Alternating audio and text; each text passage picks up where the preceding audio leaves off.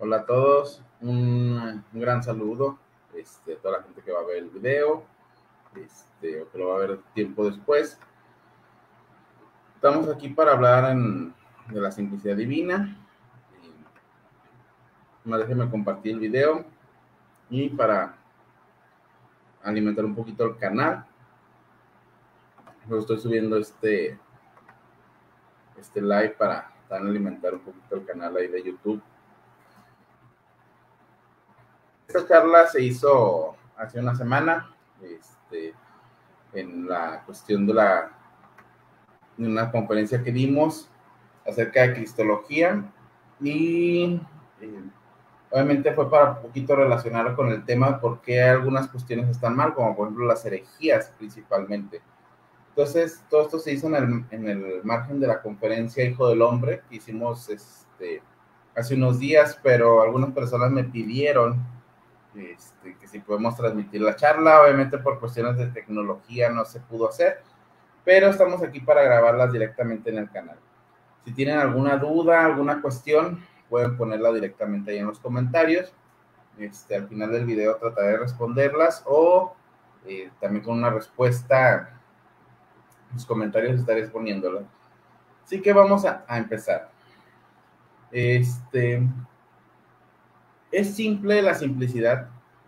Ustedes estarán preguntando por qué estamos en algunos temas de cristología. Debemos de empezar por este tema. Y lo que pasa es que estos temas están relacionados bastantes unos con otros. Y es que si tenemos una mala visión de Dios, y Jesús es Dios principalmente, tendremos una mala visión de Jesucristo.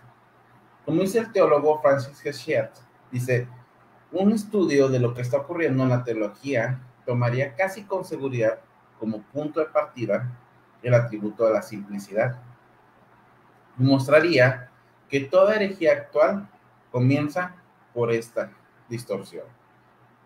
Y es que tenemos ahorita la cultura, tenemos la cultura en el mundo de las iglesias, donde tenemos un todo vale, en que si el predicador dice algo erróneo sobre Dios, se la dejamos pasar, y si se dice una serie de errores sobre Jesucristo, o se dice una herejía, y porque se escuchó bonito, lo dejamos totalmente igual. Pero esta, hermanos, nunca ha sido la actitud cristiana. Nosotros no creemos en el, pues cada quien piensa lo que quiera. Es una de las maneras en que la iglesia ha caminado, y la iglesia siempre ha promulgado que existe una verdad, y esa verdad la podemos conocer y podemos luchar por ella. Por lo cual, queremos primeramente trabajar en esto, para que al tener una correcta y mejor visión de Dios, la cristología, que a lo mejor en algunos videos más adelante estaremos abordando, se pueda entender y por qué están malas herejías. No decir solamente esto está mal y esto está mal, sino que ustedes entiendan por qué están mal. Es decir, la cristología ortodoxa cristiana se establece porque existe una base correcta en la visión de Dios y en la cual la iglesia siempre ha creído, pero que en estos últimos tiempos se ha desviado completamente en algunos casos. El Dios bíblico, y más específicamente el Dios cristiano, se presenta en un claro contraste con todo cuanto se concibe en el ámbito de nuestra experiencia natural.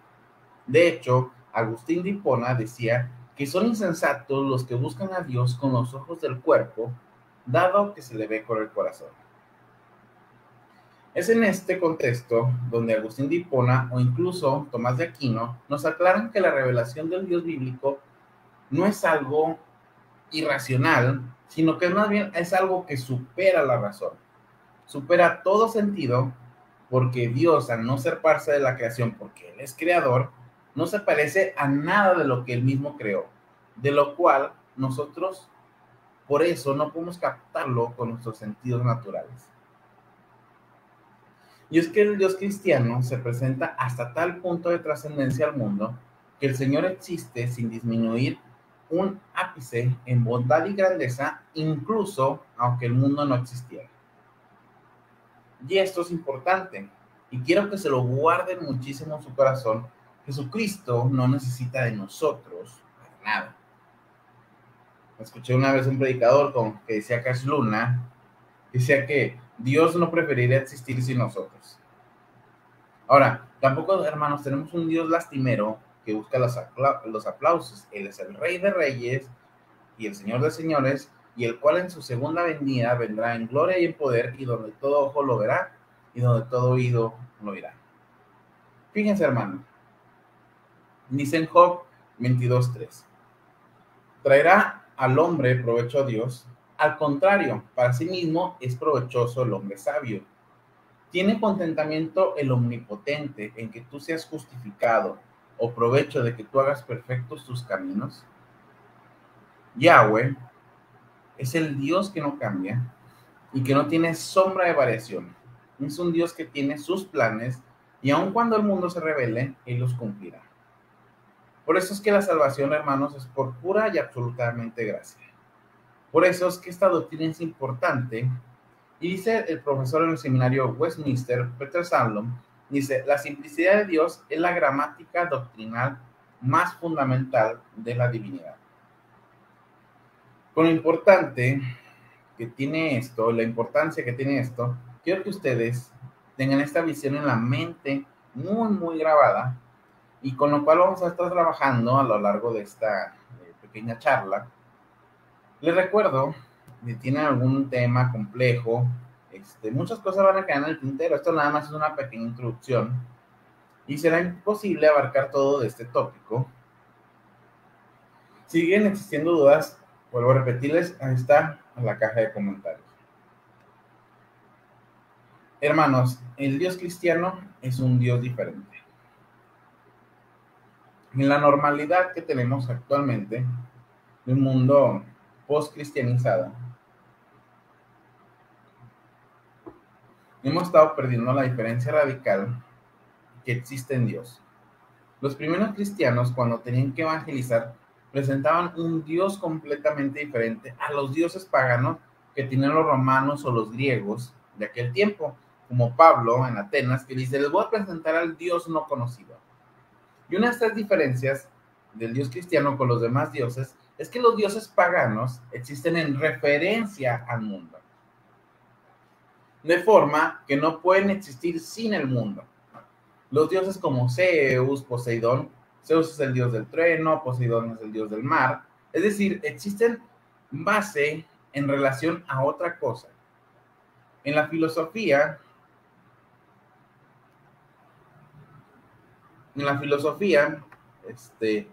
si se sigue transmitiendo, porque parece que se está cortando la señal.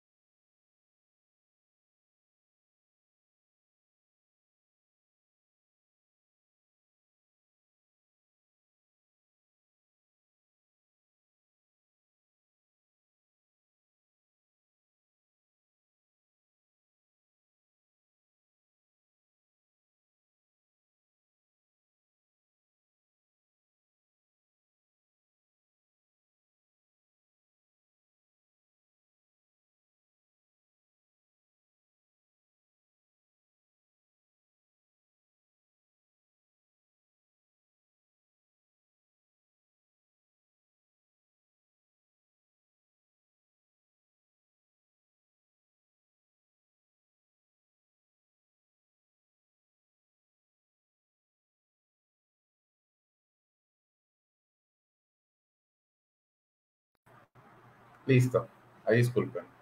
Un pequeño fallito ahí en la cámara. Bueno, seguimos con la charla. Como les dije, los dioses como Zeus o Poseidón son dioses que sirven o existen en referencia a otras cosas. Y en la filosofía a esto se le llama contingencia. Quiero que se graben estas palabras porque son importantes y estarán rondándoles en la cabeza. Y esas palabras son contingencia y necesario. Lo contingente es aquello que existe o necesita de algo para poder existir. como aquellos dioses que estamos mencionando. A diferencia de todo, el Dios cristiano, por el contrario, Él es necesario y esta característica es importante, autosubsistente. Es decir, que existe sin necesidad de nada ni de nadie. Nuestro Señor es uno que nunca cambia, aunque Él es el que todo cambia. Nuestro Señor es el que permanece estable, aunque Él es el que mueve todas las cosas. Y sabemos esto porque en Santiago 1:17 nos dice: toda buena dádiva y todo don perfecto viene de lo alto, desciende del Padre de las luces, en el cual no hay cambio ni sombra de variación. En esta visión de Dios que les estoy explicando, se llama teísmo clásico, la cual es la que el cristianismo siempre ha manejado en contra de las demás visiones religiosas, como el panteísmo, el pananteísmo, el politeísmo y el teísmo del proceso. Estas últimas visiones, las que acabo de mencionar, caricaturizan a Dios por tratar de ser lo más humano o razonable para nosotros. Pero todas estas disminuciones a la divinidad son simples conceptos idolátricos. El teísmo clásico considera que Dios es omnisciente, omnipotente y omnibenevolente, lo cual es decir que Dios todo lo sabe, todo lo puede y es todo lo bueno, hermanos. Y tenemos que agregar que Dios, nuestro Dios, es absolutamente trascendente, impasible y tiene los atributos de inmutabilidad, eternidad y sobre todo simplicidad. Y este último concepto es el término en el cual los demás atributos fluyen. Ahora, todo esto es consistente con la revelación bíblica que tenemos, ya que, bueno, he presentado algunas citas, pero además de esto podemos ver algunos patrones en el Nuevo Testamento que nos ayudan a aclarar este concepto respecto también a Jesucristo. Un ejemplo claro de esto lo tenemos en el principio del Evangelio de Juan, que dice: en el principio era el verbo, y el verbo era con Dios, y el verbo era Dios. Ese era el principio con Dios, todas las cosas por él fueron hechas, y sin él nada de lo que ha sido hecho fue hecho. Como algunos saben, el término que utiliza la Reina Valera es verbo. En las versiones más actuales utiliza la versión palabra, que en el original griego es logos y que hace referencia al concepto de arge. Y como bien comenta esta sección el teólogo Carlos Raúl Sosa, dice que al comenzar su evangelio con la frase en el principio, Juan sitúa el logos antes de todo lo que ha sido creado. Y en este sentido, el lector debe concluir que el logos no es parte, fíjense, no es parte de la creación realizada por Dios, sino que tiene una existencia independiente de ella. Es decir, Jesús y el Padre son los creadores, no la creación. Y es en aras de cuidar esto y reconociendo que Jesús es perfecto hombre y perfecto Dios, que los primeros credos cristianos buscaban cuidar este balance y este misterio.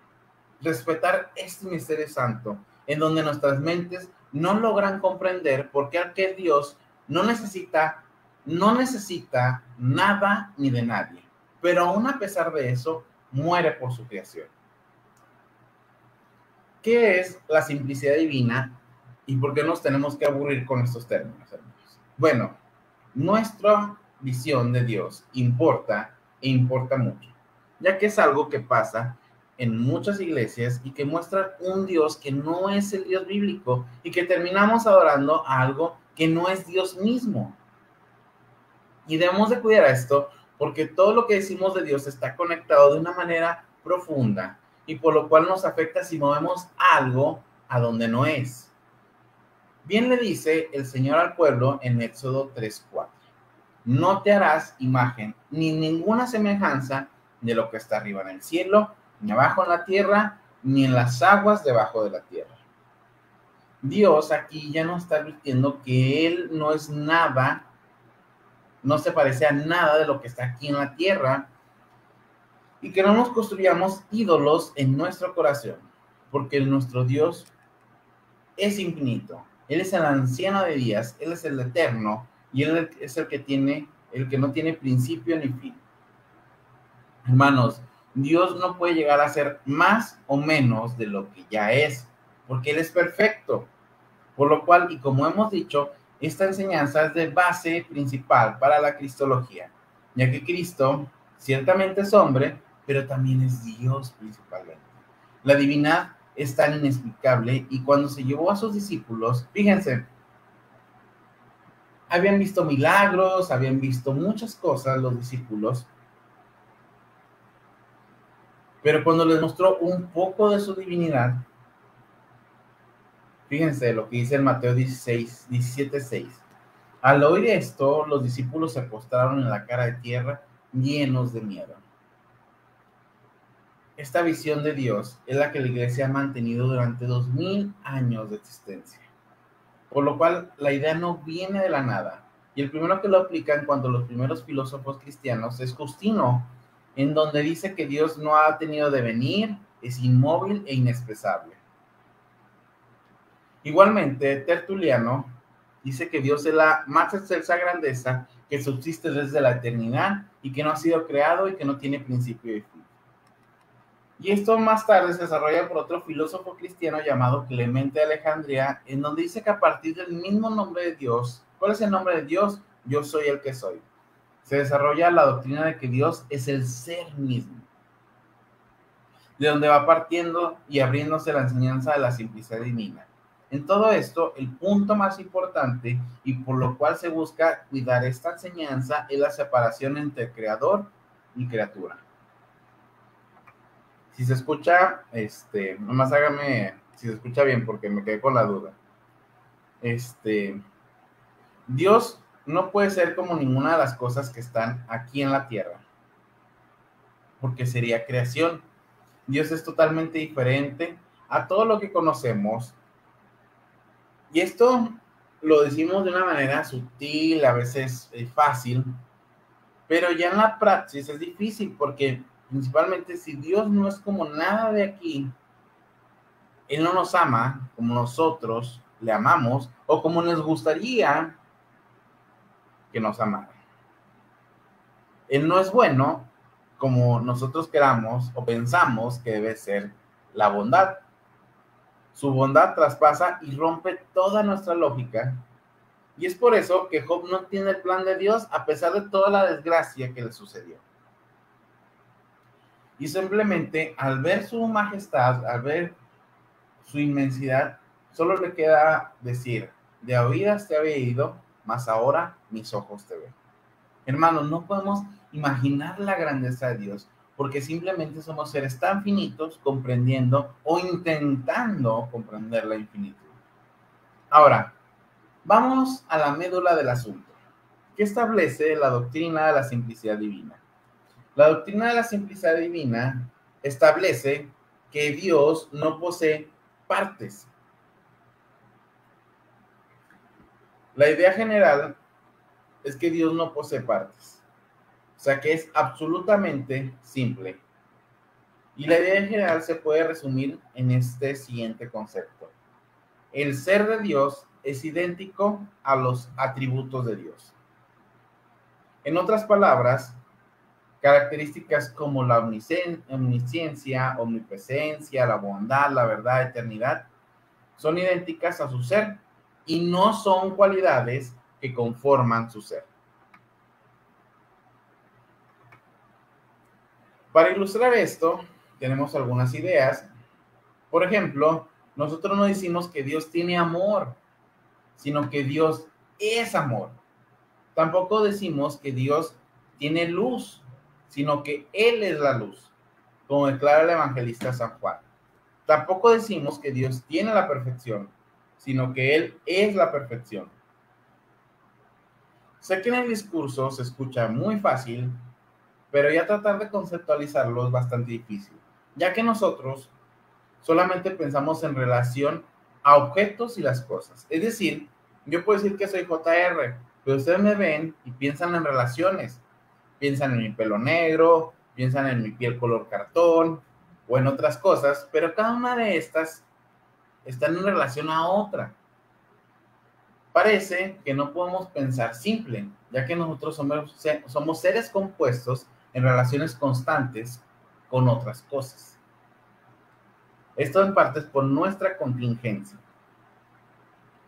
En el cristianismo, la simplicidad divina no niega los atributos de Dios, son distinguibles. Por lo tanto, no contradice la doctrina que dice que, por ejemplo, que Dios es tanto justo como misericordioso.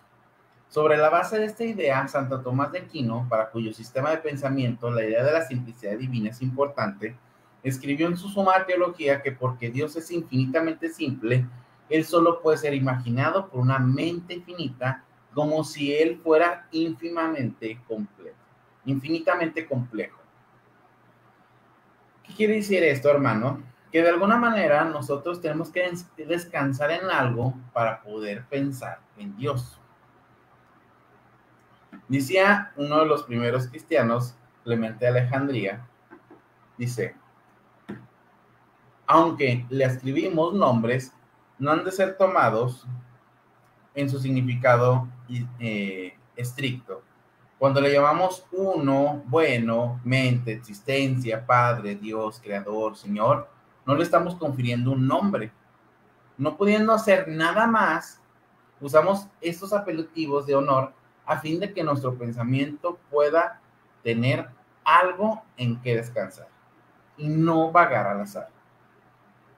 Es decir, decimos cosas de Dios para poder descansar en algo, pero no tanto para decir que ese concepto que estamos diciendo abarque todo el significado de lo divino. Ahora, con esto no digo que no hablemos de Dios o que a veces que decimos que Dios es bueno, estemos diciendo mentiras sobre Él. Porque ciertamente existe la necesidad de conceptos teológicos, filosóficos y de otro tipo para poder transmitir nuestra fe. Y aunque debe ser primeramente una fe sencilla, anclada en el mensaje de salvación de Jesucristo, también cuando alguien quiere entrar en el océano de Dios, siempre se dará cuenta que existe más y más y más profundidad. Y que uno debe adentrarse poco a poco, si no es que la presión te puede volver loco. Es decir, el uso de conceptos, como hicimos, es para poder descansar nuestra mente, y las experiencias divinas son buenas, pero no son transmitibles sin palabras. Y estas palabras deben de llevar conceptos que deben de tener un sentido orientado a la verdad bíblica, pero también reconociendo que no podemos abarcarla totalmente. Estos conceptos no es para que etiquetemos o encerremos a Dios, son para que no estemos caminando sin rumbo. Pero aún con esto, no debemos resistirnos al divino misterio trinitario ante la simplicidad de que el tiempo no puede encerrar a Dios. Ante la simplicidad divina, el cristiano siempre debe estar con esta dualidad en la mente: el Dios escondido y el Dios revelado. Existen cosas de las cuales podemos hablar de Dios, comenzar y hasta de una manera discutir, y otras cosas en las cuales el misterio nos rebasa. Es un Dios que es todo, pero que lo supera todo. Volviendo a lo técnico, dice Santo Tomás de Aquino, todas las cosas convienen en el ser, y en consecuencia ha de haber necesariamente un ser que él sea solo el principio de todo ser, y este ser es Dios. Dios es simple porque toda la creación compuesta por cosas vive en relación a las cosas. Dios, al no cambiar, no necesita de nada. Él es espíritu puro y acto puro en sí mismo. Dios no necesita aprender nada, no necesita actualizarse, porque Él ya lo sabe todo. Esto es interesante porque aún pensadores que no son cristianos pueden saber que si queremos llamar algo de Dios, tiene que ser algo completamente diferente a su creación.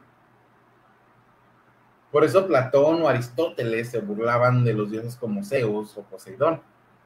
Y hablando de este último, de Aristóteles, un filósofo griego, dice en la Metafísica: así pues, si Dios se encuentra siempre tan bien como nosotros a veces, es algo admirable, y si más aún más admirable, y si se encuentra así y en él hay vida, pues la actividad de entendimiento es vida, y en él se identifica con tal actividad, y su actividad es en sí misma vida perfecta y eterna. Afirmamos pues que Dios es un ser viviente, eterno y perfecto. Así pues, a Dios corresponde vivir una vida continua y eterna. También el mismo Aristóteles dice: de lo mismo resulta evidente, por consiguiente, que hay cierta entidad eterna e inmóvil, y está separada de las cosas sensibles.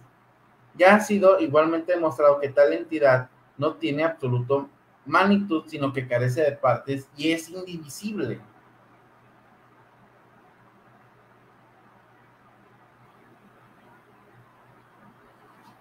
Ahora, aquí podemos ver que Dios debe ser alguien que no cambia y que no necesita cambiar y que no necesita nada. Dios no necesita moverse porque significa que necesita algo cuando Él ya lo es todo. Otros pensadores como Leibniz también abonan luces sobre este tema. Dice Leibniz, por esa razón, la razón última de las cosas debe encontrarse en una sustancia necesaria, en la que el pormenor de los cambios no exista sino eminentemente como en su origen. Y esto es lo que llamamos Dios. También dice el mismo Leibniz, dice, ahora bien, al ser esta sustancia una razón suficiente de todo ese pormenor que, a su vez, está totalmente entrelazado, no hay más que un Dios y este Dios basta por sí mismo. Este punto es importante porque respeta la naturaleza de Dios, como dije en otra parte, contingente y necesario. Aquí dice que Dios es necesario, es decir, que para la creación exista es necesario Dios, pero no es necesario que la creación exista para que Dios sea. Esto es porque la creación es contingente y Dios mismo es y basta por sí mismo. Ahora, todas esas palabras técnicas, citando la Biblia, utilizando filósofos, podemos decirlas de una manera padres, divertidas, confiarlas, pero en otras ocasiones también no es sencillo, ya que por una parte significa que tenemos un Dios grandioso, poderoso, perfecto, pero también significa que Dios ya no necesita nada de nosotros, no podemos chantajearlo con nada ni con nadie. He escuchado pastores diciendo que Dios llora por nosotros. Y esto es un lenguaje que quiero abordar. ¿Qué pasa con el lenguaje antropomórfico de la Biblia? Bueno, debemos explicar algunas cuestiones y debemos tener cuidado al leer la Biblia. Siempre, ya que como cualquier libro debemos entender sus géneros y a sus autores para poder comprender de manera más correcta el mensaje. La Biblia nos dice que Dios es espíritu, pero también nos dice en otras partes que Dios cuida con su mano más poderosa. Ahora, los espíritus no tienen manos. ¿Quién tiene la razón? Parecería que la Biblia se contradice, pero hermanos, esto es una paradoja, lo cual significa que parece contradictorio, pero que al estudiarlo más a fondo nos daremos cuenta que no es así. Lo que pasa es que los escritores bíblicos, al no poder explicar muchas cosas de Dios, utilizan el lenguaje poético para hablarles a los demás sobre Dios. Por eso es que utilizan expresiones como las manos, los ojos, u otras expresiones de sentimientos acerca de Dios. Es decir, a Dios le ponen características humanas para poder hablarles de otros sobre su creador. El teólogo Herman Babbing dice, la escritura no tiene pocos antropomorfismos dispersos, sino que es antropomórfica hasta la médula.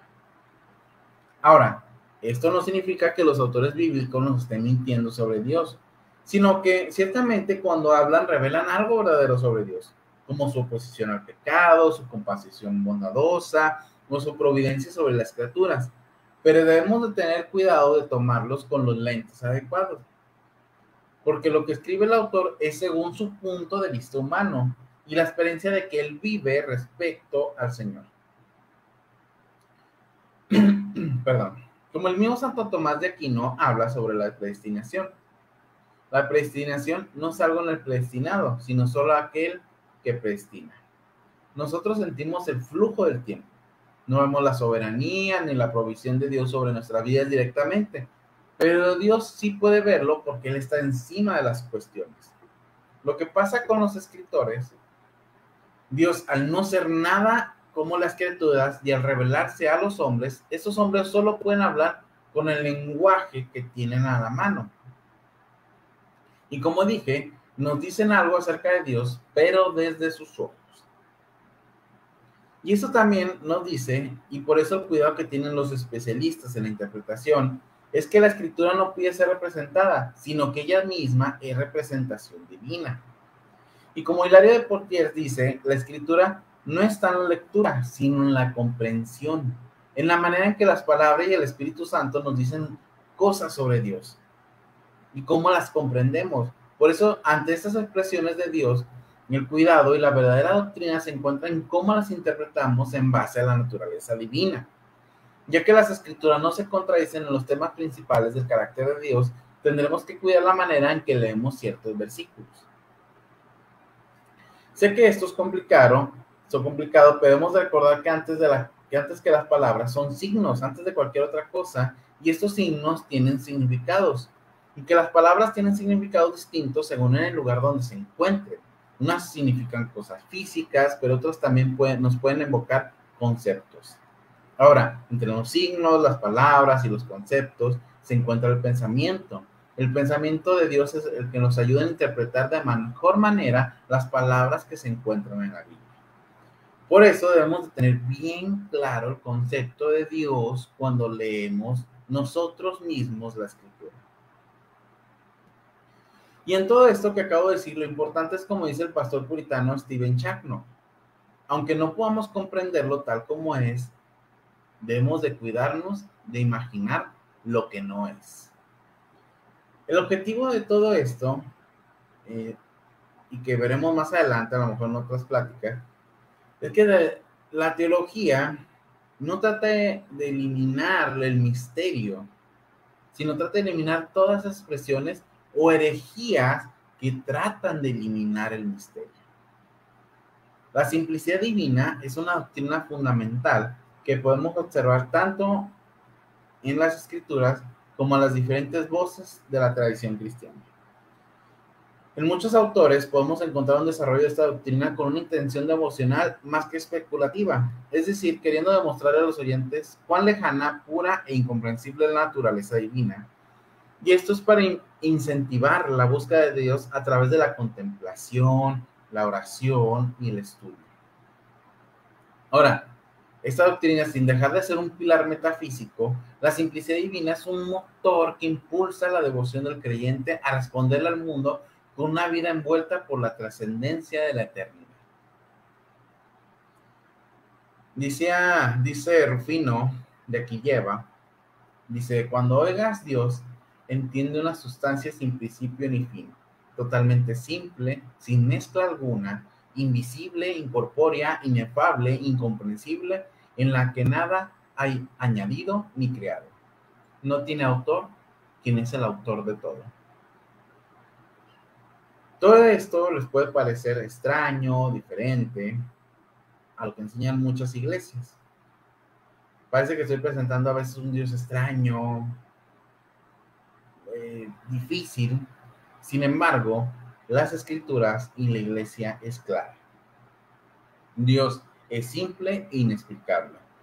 Y todo lo otro que disminuye a su misterio se queda corto ante la verdadera confesión divina de la plenitud infinita del ser de Dios. La confesión de que todo lo que hay en Dios es Dios. Si tienen alguna duda, alguna cuestión, pueden ponerlo ahí en sus comentarios. Le agradezco a toda la gente que vio el video. Por cortito, nomás era una pequeña introducción a la simplicidad divina. Ahí disculpen el cortón, ahí tuve un problema con la otra cámara, pero no quería dejar el like para limitar un poquito el canal. Dios les bendiga y seguimos en contacto.